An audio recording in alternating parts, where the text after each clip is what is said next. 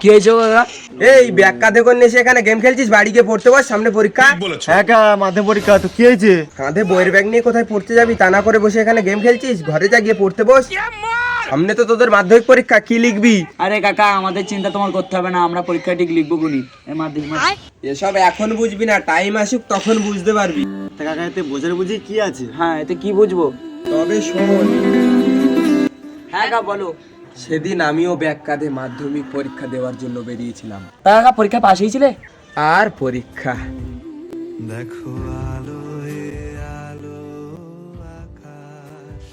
Hello এ মঙ্গল, তাড়াতাড়ি আয়, তোর বাবার কিন্তু ভীষণ শরীর খারাপ।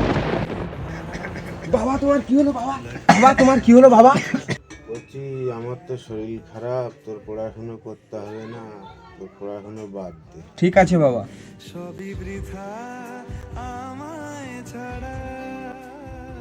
হ্যাঁ কাকা, আমাদের ভুল আমরা বুঝতে পেরেছি। হ্যাঁ রে ভাই, চ আমরা সবাইকে বই পড়ি, সামনে আবার মাধ্যমিক পরীক্ষা।